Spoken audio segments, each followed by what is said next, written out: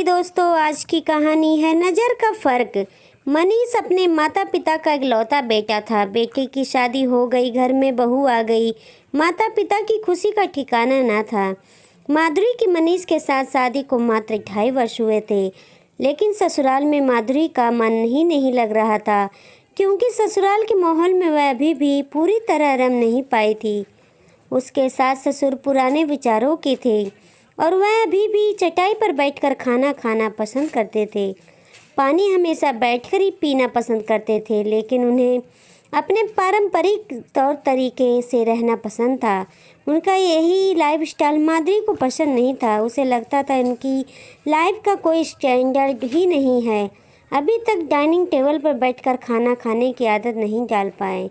वैसे तो अच्छे खासे पढ़े लिखे हैं, लेकिन रहन सहन के तौर तरीके पुराने हैं। सास सुबह सुबह नहा कर रसोई बनाने का जोर देती है, फिर चाहे खाना बनाने में पसीना पसीना ही क्यों न हो जाए। हालांकि मनीष माधुरी को बहुत चाहते थे और उनका हर तरह से ख्याल भी रखते हैं, लेकिन पुराने लाइफ स्टाइल की वजह से माधुरी को अब लगता है कि उसके पापा ने कैसी जगह शादी कर दी। कितने सपने थे उसके विवाह के बाद अपने घर को सजाने के, लेकिन यहाँ तो सास माँ के अनुसार मेंटेन किए हुए इस पुराने तौर तरीके के घर में उसका दम घुटता है। अपने मायके जाती है तब जाकर उसे लगता है कि जैसे खुली हवा में सांस ली है।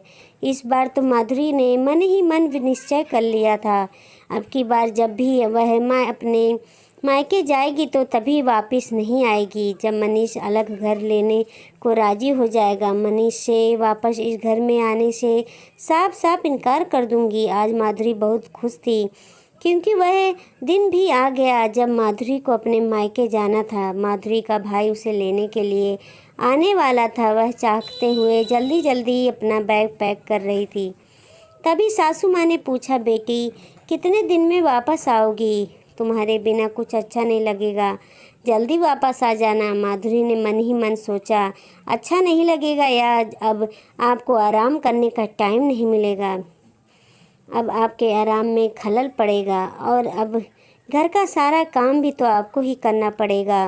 पैरों में दर्द होने का ढोंग भी नहीं कर पाओगे। परंतु ऊपरी दिखावे में माधुरी ने कहा, इतने दिनों बाद माँ के घर जा रही हूँ तो महीने 2 महीने तो रहूँगी वहाँ।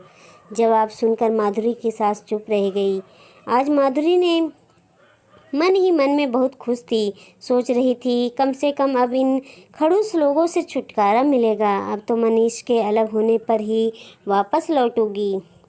मायके में पहुंचकर माधुरी ने चैन की सांस ली। उसकी माँ, भैया, भाभी और छोटी बहन सब ने सिर आंखों पर उठा लिया। दिन भर बातों से किसी को फुर्सत नहीं मिली। हंसी मजाक के माहौल में कब शाम हुई पता ही नहीं चला। रात में माधुरी की पसंद की बेड़मी पूरी, आलू की सब्जी, मलाई कोफ्ता और बूंदी का रायता माँ और भाभी ने मिलकर बनाए थे। माधुरी ने अपनी भाभी को बलैया लेते हुए कहा, भाभी तुम्हें अभी तक मेरी पसंद याद है? भाभी ने हंसते हुए कहा, माँ जी है ना, याद दिलाने के लिए भूल कैसे सकती हूँ। माधुरी माँ के गले लग गई। माँ, मैं आपको बहुत मिस करती हूँ। मेरी सास आपके जैसी क्यों नहीं है? फिर भाभी को देखकर उसने आह भरी और कहने लगी, भाभी आप कितनी किस्मत वाली हैं जो आपको इतनी अच्छी ससुराल और मेरी मम्मी जैसी इतनी अच्छी सास मिली। सुनकर भाभी और मम्मी दोनों मुस्कुराने लगी। बोली, कुछ नहीं। अगले दिन माधुरी ने भाभी को कहते हुए सुना। उसकी भाभी भैया से कह रही थी, आप कैसी बात करते हो? मैं दीदी और माँ के साथ बाजार नहीं जाना चाहती, मुझे आपके साथ जाना है। मैं कितने दिनों से सोच रही थी आपके साथ जाकर अपने पसंद की शॉपिंग करूँगी, और आप हैं कि फिर मना कर रहे हैं। मैं सिर्फ और सिर्फ आप ही के साथ बाजार जाऊँगी बस।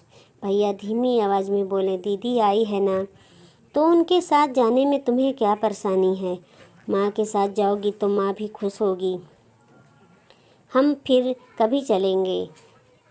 भाभी नाराज़ होती हुई बोली, वे आपकी माँ हैं, आप जाओ उनके साथ, मुझे नहीं जाना। माधुरी से ज़्यादा नहीं सुन सकी। उसके कानों में भाभी के कहे हुए स्वर गूंज रहे थे, आपकी माँ, आपकी माँ। माधुरी सोचने लगी, तो क्या भाभी के मन में भी माँ के प्रति अपनेपन का वैसा भाव नहीं है जैसा मैं सोचती हूँ। भाभी भी मेरी माँ को पराया समझती है। भाभी के पति की माँ भाभी की नहीं। अब माधुरी के अंतर्मन में ने कहा, हाँ वे तुम्हारी और तुम्हारे भाई की माँ है, भाभी की माँ नहीं।